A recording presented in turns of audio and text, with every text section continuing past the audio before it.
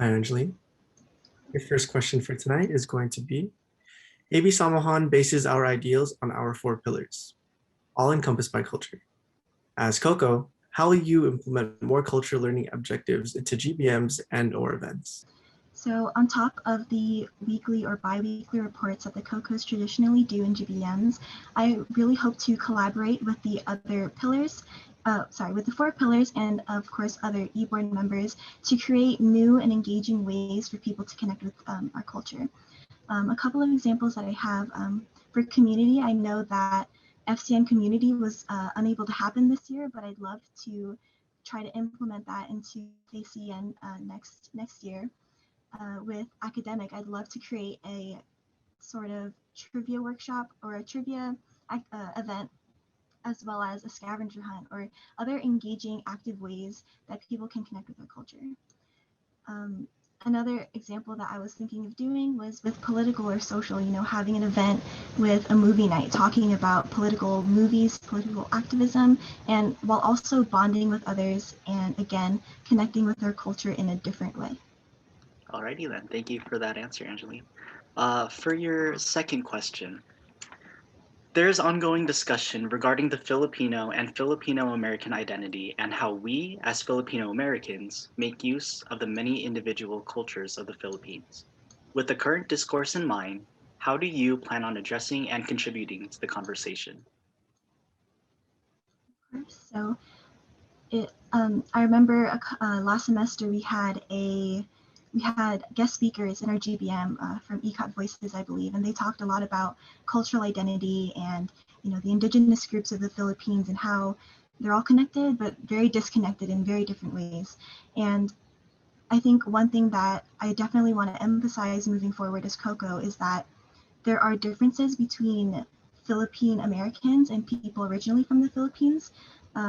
And we should accept those differences and really acknowledge that those differences exist and that's okay.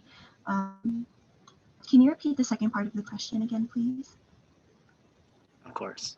The second part of the question is essentially asking how you, as CoCo, plan on addressing and contributing to the conversation regarding Filipino and Filipino American identity.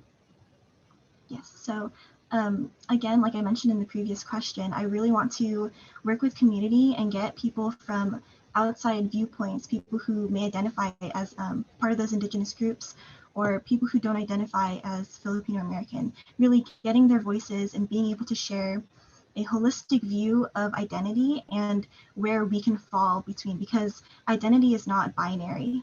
It's a spectrum and it's okay to fall anywhere on that spectrum. And I believe that if we can involve people from outside our own viewpoints, we can sort of expand the lens on how we talk about identity. And yeah. Thank you, Angeline. Okay, thank you, CoCos. Thank you, Angeline. Now we will have a person from Elections Committee go ahead and ask you 2 questions from the audience.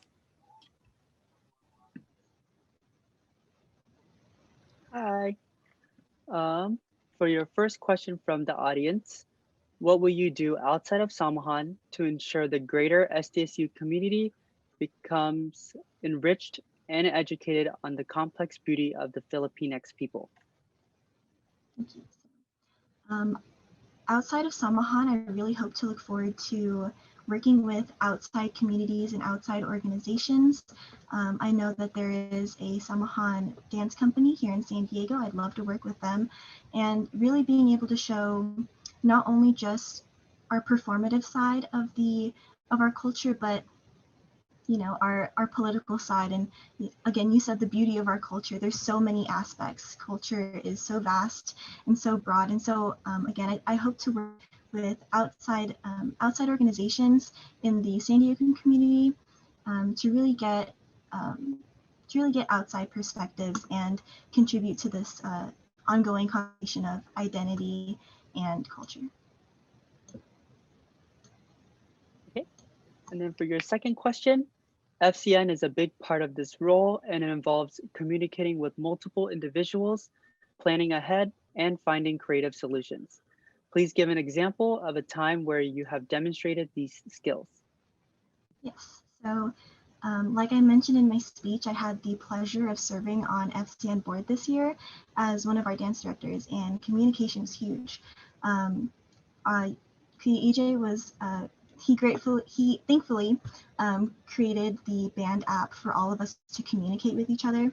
But not only that, it's really more of just, even if we have the band app already settled for us, I personally would reach out to members directly, ask them how they're doing, and if people reached out to me, I would respond as quick as possible. It's a two-way street, and communication is never just one-sided. So, and again, with FCN, I had to plan choreography, I had to create documents and keep organized. So that was another example of where I really learned how to strengthen my planning skills, because if I didn't do those things beforehand, I would have really fallen behind, and that would have affected FCN as a whole. And again, with the creative aspect, being able to be creative in times of need. I know that we had a lot of ups and downs with video submissions and with getting out to our members and, you know, seeing who's participating, seeing who isn't. So something that I really enjoyed doing was, you know, being able to communicate with our other FCN board members and talking about different ideas that we had, because even if I have a creative idea, it's always important to hear other viewpoints so that you can create something that everyone is pleased with.